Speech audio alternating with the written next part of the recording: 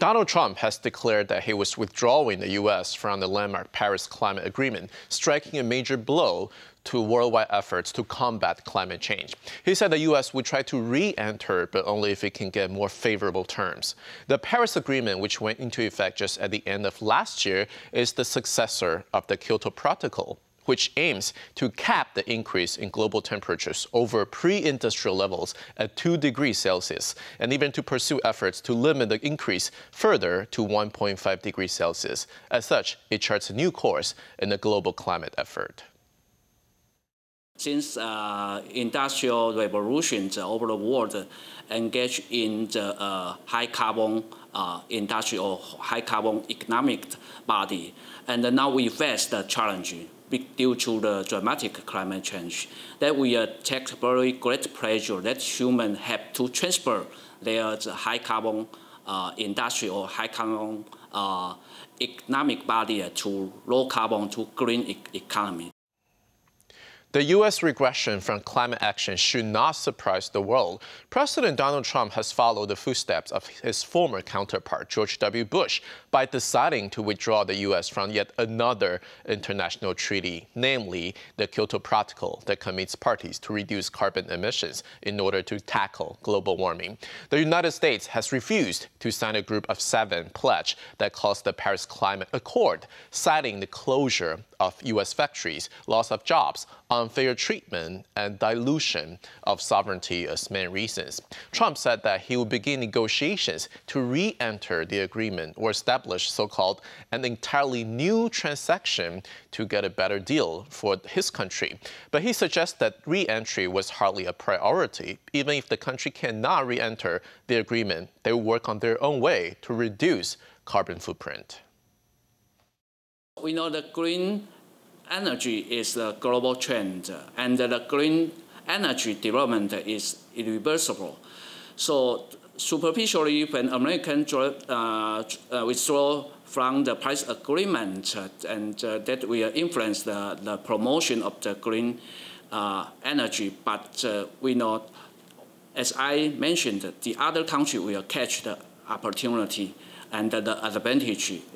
Forge ahead, force them to develop their green energy or green technology.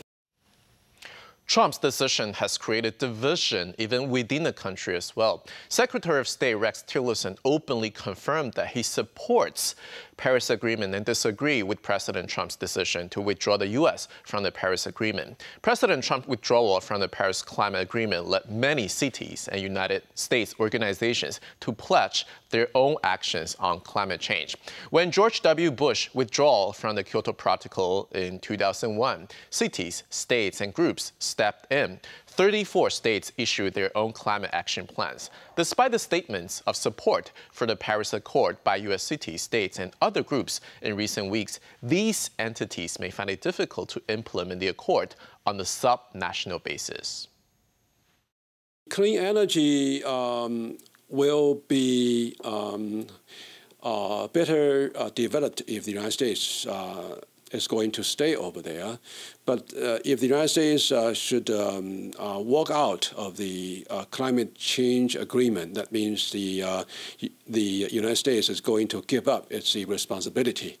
And I'm not going to say some more countries would simply follow the suit, but that means that will encourage others to step down from the stage, like the United States did. And I think it not necessarily mean that China or India or other major carbon emitters will simply also go out, but it will provide a very bad example for others. Under these circumstances, the world is now looking east to fill the leadership vacuum in climate governance and push for collective efforts to combat climate change. As China looks for a global partner to leverage its influence in the international stage, India is ready to utilize this potential opportunity and fill the leadership void in global climate change governance. exiting the Paris Agreement was a diplomatic blunder that takes the U.S. out of the global conversation on climate change. World leaders' response was strong and unified, but did it sting the president and his administrations? Judging from Donald Trump's past record and history, I think the answer is quite obvious.